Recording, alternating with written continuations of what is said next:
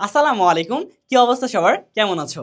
আজকের ভিডিওতে আমরা কথা বলবো সরকারি নার্সিং কলেজের শক্তিশালী দিকগুলো নিয়ে। কেন সরকারি নার্সিং কলেজ অন্যান্য প্রফেশন বা অন্যান্য ভার্সিটির চেয়ে সেরা। তো এই বিষয়গুলো নিয়ে কথা বলার আগে তোমাকে জানতে হবে যে তুমি যদি সরকারি নার্সিং কলেজে পড়ো তাহলে কোন কোন অপরচুনিটিগুলো আসলে তোমার জন্য। আসো দেখি কোন কোন অপরচুনিটিগুলো তোমার জন্য অপেক্ষা করছে। তুমি হাসপাতাল ভিত্তিক বাস্তব প্রশিক্ষণ পাবা। তুমি যদি চাও যে নিজেকে হেলথ কেয়ার প্রফেশনাল হিসেবে দেখতে, তাহলে এটা কিন্তু তোমার জন্য একটা বড় সুযোগ। এই সুযোগের মাধ্যমে তুমি যেটা করতে পারো সেটা নিজের স্কিলকে একজন হেলথ কেয়ার প্রফেশনাল হিসেবে নিজেকে স্কিল্ড করে তুলতে পারো। এক্ষেত্রে তোমার কোনো চার্জ পে করতে হবে না, বরঞ্চ সরকার তোমাকে পে করবে প্রতি মাসে এই কাজগুলো করার জন্য। আমাদের হসপিটাল সেক্টরে তোমার নার্সের পাশাপাশি সিনিয়র স্টাফ নার্স, তাদেরকে বলে SSN বা সিনিয়র স্টাফ নার্স, এর পাশাপাশি স্টুডেন্ট নার্সও কিন্তু কাজ করে থাকে। স্টুডেন্ট নার্স মেইনলি কাজ শেখার উদ্দেশ্যে কাজ করে থাকে, আর SSN বা সিনিয়র স্টাফ নার্স মেইনলি রোগীদেরকে সেবা দেওয়ার উদ্দেশ্যে তারা পিএসসির আন্ডারে পরীক্ষা দিয়ে তারা 10ম গ্রেডে সেখানে নিয়োগপ্রাপ্ত। তো তারপরে নিয়মিত ক্লাস এবং প্র্যাকটিক্যাল এই যে সুবিধাগুলো সেগুলো কিন্তু তোমরা ফ্রিতেই উপভোগ করতে পারবা যদি সরকারি নার্সিং কলেজে চান্স পাও। তোমার নিয়মিত ক্লাস থাকবে, নিয়মিত পরীক্ষা থাকবে এবং প্র্যাকটিক্যাল থাকবে, এবং তুমি একটা কর্মব্যস্ততার মধ্যে থাকবা যদি নার্সিং এই পড়াটা কন্টিনিউ করো। তারপরে যদি অপশন দেখি সেটা হচ্ছে ইন্টার্নের সুযোগ। তুমি কি শুনছো কোনো প্রফেশনে ইন্টার্নরত অবস্থায় টাকা দেয়? কিন্তু নার্সিং এমন একটা প্রফেশন যেখানে কিন্তু ইন্টার্নরত অবস্থায় কিন্তু তোমাকে পে করা হয় প্রতি মাসে 6,000 টাকা, এবং 6 মাসে 36,000 টাকা পর্যন্ত তোমাকে পে করা হয়। যদিও এই টাকাটা সামান্য, তবুও কিন্তু তোমার ইন্টার্নের দিক দিয়ে এই জিনিসটা তোমার বাস্তব লাইফ চালাইতে বা হইতেছে নিজের খরচ চালাইতে এটা অনেক ইফেক্টিভ। তারপরে দেশ এবং বিদেশে চাকরির সুযোগ। বাংলাদেশে কিন্তু নার্সিংয়ের চাকরির ডিমান্ড আছে, এবং কিন্তু সম্মানটা সেই হারে নাই। নার্সিংয়ের চাকরির ডিমান্ড অনেক, কিন্তু কথা হচ্ছে বেতনের দিক যদি খেয়াল করো এবং সম্মানের দিক দিয়ে যদি খেয়াল করো, বেতনটাও খারাপ না। ভালো প্রাইভেট হসপিটাল এবং ক্লিনিকে বেতন কিন্তু খুব ভালো, এবং সরকারিতেও খুব একটা খারাপ না, সরকারিতেও কিন্তু ভালো। যেমন সরকারিতে তুমি যখন জয়নিং দিবা তখন তোমার বেতন হয় 27,000 থেকে 28,000 টাকা সব মিলে। তাহলে এবং যখন একটা নার্স রিটায়ার্ড করে তখন তার বেতন দাঁড়ায় অলমোস্ট 80,000 টাকা। তো এই 80,000 টাকা পার মান্থ বাংলাদেশে কিন্তু খুব একটা খারাপ না রে ভাই। তো এই জিনিসটা মাথায় রাখবা, ঠিক আছে? এবং তুমি যদি নিজেকে স্কিল করে গড়ে তুলতে পারো তাহলে এই জিনিসগুলো ক্র্যাক করা বা সরকারি চাকরি পাওয়া তোমার জন্য কিন্তু ইজি হতে পারে।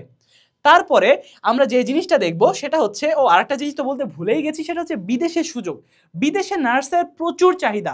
আমাদের দেশে প্রতি বছর নার্স নিয়োগের জন্য বিদেশ থেকে অনেক সার্কুলার আসে, কিন্তু আমরা নার্স পাঠাইতে পারি না। এখন কথা হচ্ছে কেন?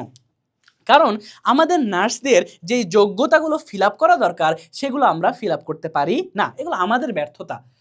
এর মধ্যে আছে আমাদের কারিকুলামগত কিছু ব্যর্থতা, এবং এর পাশাপাশি রয়েছে আমাদের নিজেদের কিছু ব্যর্থতা। সবসময় অন্যের দিকে আঙুল না তুলে নিজের দিকে আঙুল তুলো। যে এই যে 3 থেকে 4টা বছর তুমি নার্সিংয়ে চান্স পাওয়ার পরে পড়বা, এই সময় তুমি যদি নিজেকে গড়ে না তুলো, যদি ইংলিশের পর তুমি যদি ফোকাস না দাও, 10টা মিনিট ইংলিশে কথা বলতে না পারো, তাহলে বাইরের দেশে যায় তুমি কি করবা? তোমাকে কেন নিবে? তোমাকে যে আমি একটা চাকরিতে নিব, তো এই জিনিসটা তোমাকে আমার সাথে কমিউনিকেশনটা করতে হবে। তো আমার ভাষাই তো ইংরেজি, তুমি বাংলা ভাষা দিয়ে আমি কি করব?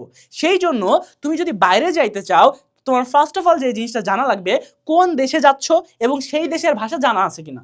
তোমার জার্মানিতে নার্সের প্রচুর চাহিদা থাকে, কিন্তু আমরা নার্স কেন পাঠাতে পারি না? কারণ জার্মান ভাষা আমাদের শেখা নাই। A2 A1 এগুলোও কমপ্লিট করা নাই।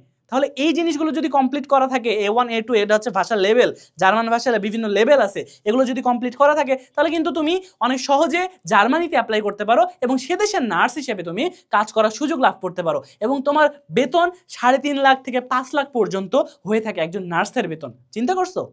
যদিও এত খুশি হওয়ার কারণ নাই, কারণ সে দেশে থাকতেই 1.5 লাখ টাকা লাগে। বুঝছো? মানে যে দেশের তোমার হচ্ছে বেতন যত বেশি সেই দেশের এক্সপেন্সিভ হবে, এটা ততই স্বাভাবিক, তাই না? এখন কথা হচ্ছে দিন শেষে তাও যদি 1 লাখ টাকা সেভিংস হয়, তুমি বাংলাদেশে 1 লাখ টাকা কামাও তো। তুমি নার্স হয়ে বাংলাদেশে যদি 1 লাখ টাকা কামাইতে যাও, তোমার 6 মাসের উপর সময় লাগবে ভাই, যদি ভালো চাকরি না পাও। ঠিক আছে, কিন্তু তুমি বাইরের দেশে প্রতি মাসে 1 লাখ টাকা সেভিংস করতে পারতেছো, এই জন্যই তো মানুষ বাইরে যায়। বুঝছো না বিষয়টা? আচ্ছা, তারপরে সরকারি এবং বেসরকারি উভয় সেক্টরে তোমার চাহিদা অনেক বেশি, কারণ এই প্রফেশনটা তোমার কোনো এআই এর সাথে বা অন্যান্য জিনিসের সাথে সম্পৃক্ত না। নার্সের চাহিদা সবসময় থাকবে, এটা খুবই স্বাভাবিক। তারপরে যে জিনিসটা দেখবো সেটা হচ্ছে উচ্চশিক্ষার সুযোগ। বাংলাদেশেও তোমার এমএসএন, এমপিএইচ এই জিনিসগুলো করা যায়, পাশাপাশি নার্সিংয়ের ওপর পিএইচডি পর্যন্ত বিএমইউ চালু হয়েছে। মানে চিন্তা করছো, একটা সাবজেক্টের ওপর তুমি অনার্স করতেছো, তারপরে মাস্টার্স করতেছো, পিএইচডি পর্যন্ত করতেছো, তাহলে পড়াশোনার কি কোনো শেষ আছে? না। তাহলে তুমি যদি নার্সিং করেও চাও যে অনেক ভালো কিছু করবা জীবনে, তাহলে এটা কিন্তু হাইলি পসিবল।